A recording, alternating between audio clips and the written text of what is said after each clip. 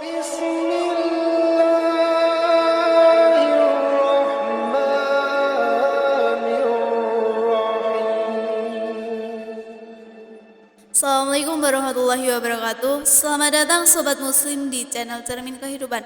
Seringkali kita terlibat dengan berbagai macam urusan dunia dan melupakan kehidupan di akhirat. Padahal kehidupan di dunia ini hanyalah sementara, sedangkan kehidupan di akhirat selama-lamanya.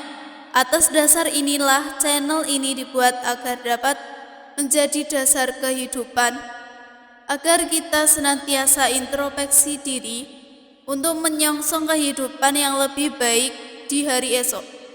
Sebelum masuk ke topik pembahasan, alangkah mulianya jika Sobat Muslim sekalian bersedia menekan tombol like, share, dan subscribe agar channel ini bisa berkembang. Hari ini kami akan membahas tentang mengenal dan memahami pasangan hidup yang akan dibahas oleh Ustazah Aisyah Dahlan.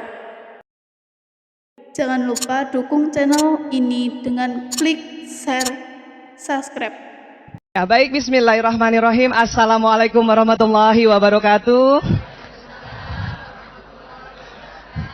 Alhamdulillahirrabbilalamin.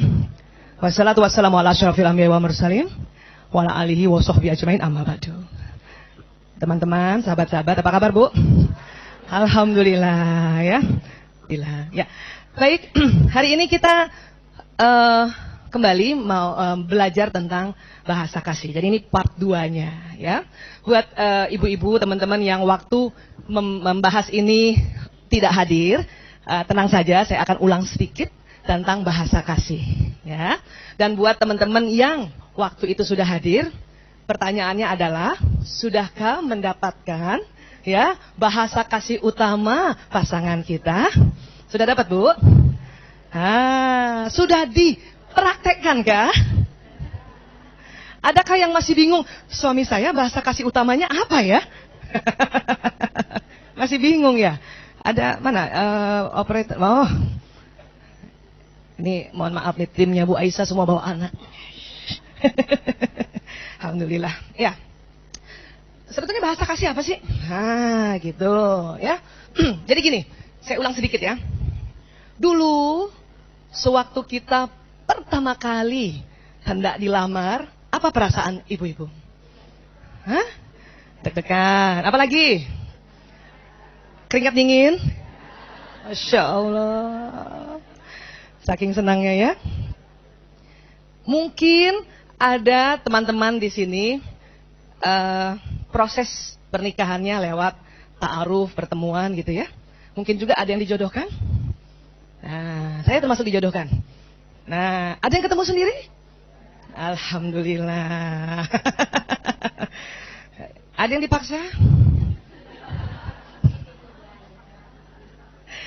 Ya, teknik Siti Nurbaya sampai kapanpun pasti ada tuh barang satu atau dua ya. Tetapi ya, apapun itu, pastinya kita merasakan sesuatu yang kalau kita bilang itulah yang namanya bahagia gitu.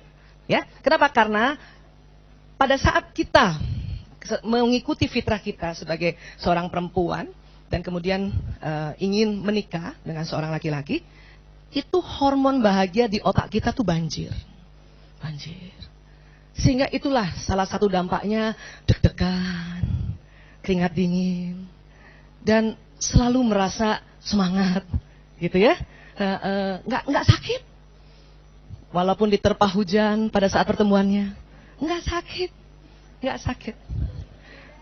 Selalu ada keinginan jumpa, gitu ya. Iya, selalu ada keinginan, dia lagi ngapain ya? Ibu Aisyah, lah itu kan memang usia-usia muda kita kan? Kita kan menikah antara usia 20 sampai 30 bukan? Iya. Ada juga beberapa mungkin di atas 30 menikahnya ya, tetapi rata-rata antara 20 sampai 30 ya. Bahkan ada yang mungkin 18 tahun. Ada yang menikah 18 tahun? Keren. Masya Allah Ibu. Keren ya? Saya dulu pengen begitu, tapi nggak ada yang lamar. Jadi 23 tahun menikahnya ya. Nah itu. Nah pada saat itu yang disebut jatuh cinta. Ya, jatuh cinta. Nah kemudian ya kita selalu merasa dia mengerti aku. Gitu ya. Selalu merasa begitu di awal-awal. Oke.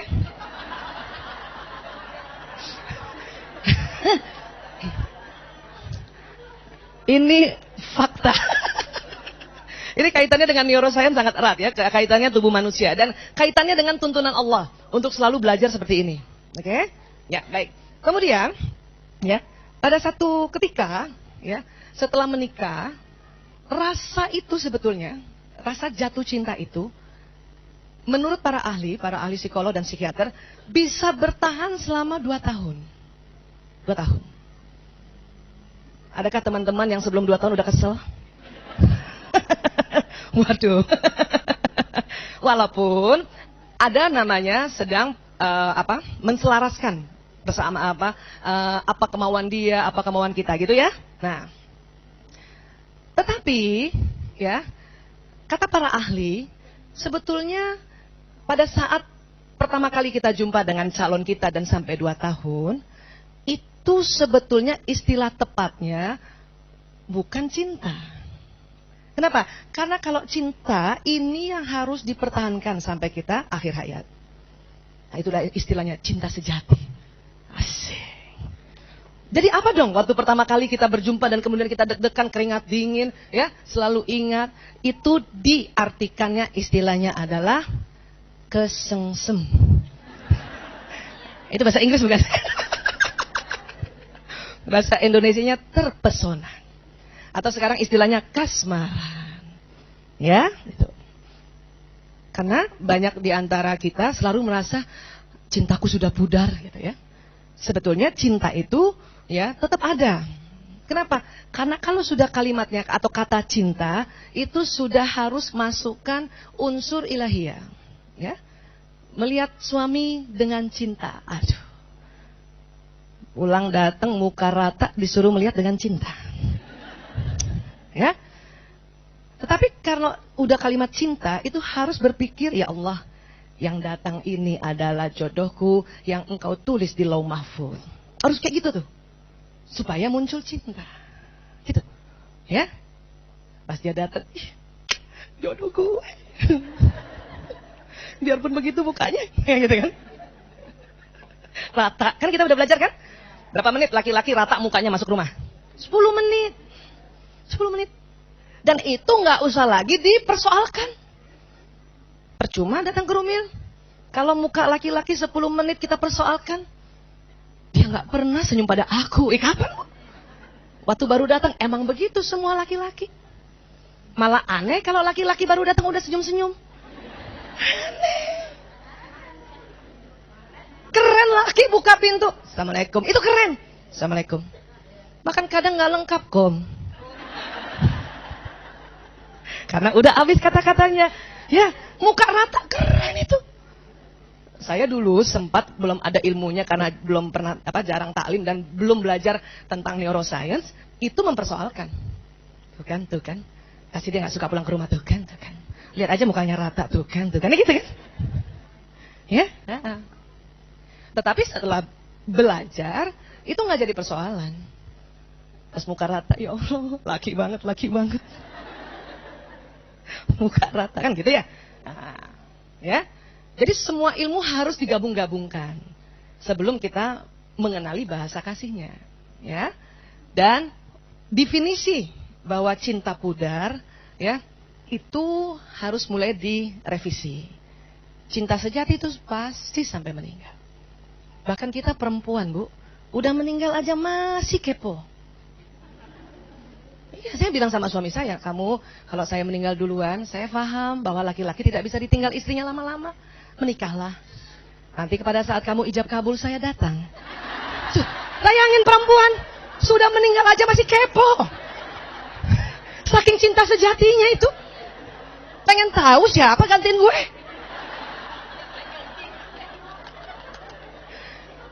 Siapa yang gantiin gue? Ruh itu gak pernah mati, Bu. Yang hancur badan seluler, badan kasar kita ke tanah karena dia dari tanah.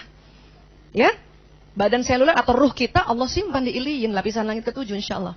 Ya, dan selalu dapat privilege untuk mengunjungi keluarganya. Apa susahnya saya bilang, ya Allah, kata Allah, kamu mau kemana? Saya mau lihat ijab kabul suami saya. Dikasih izin tuh, silakan. Alhamdulillah, terima kasih ya Allah. Terus gimana? Ya pas kamu ijab kabul saya ada di situ. Pas kamu malam pertama saya berdiri di pintu.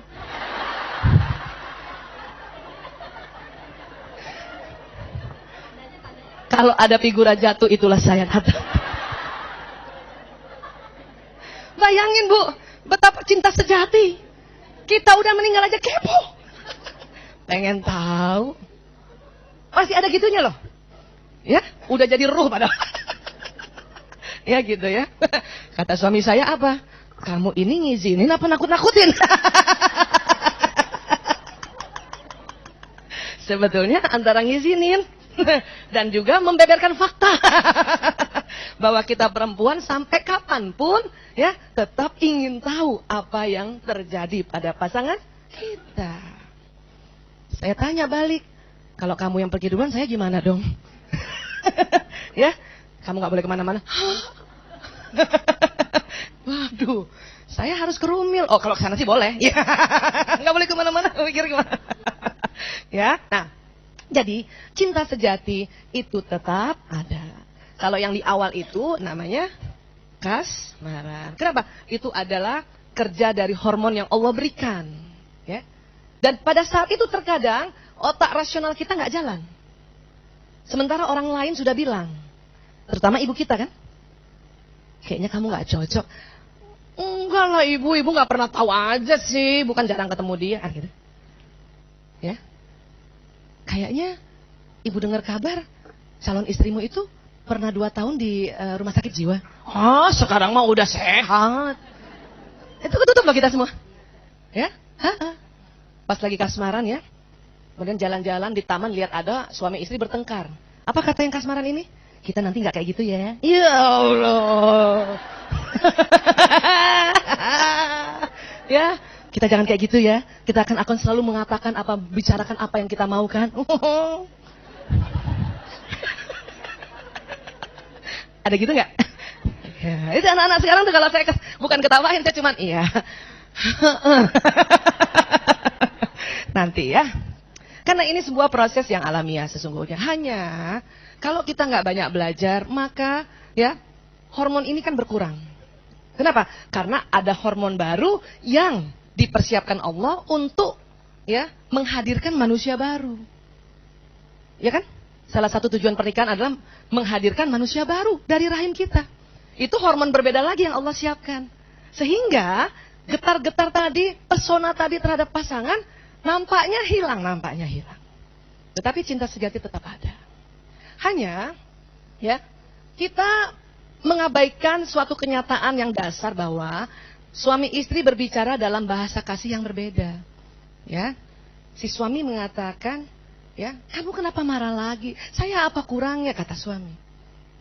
Kata istri, aku nggak rasa kamu mencintai aku, gitu. Ya, dulu kita sudah bahas di dalam bahasa kasih. Ada berapa bahasa kasih?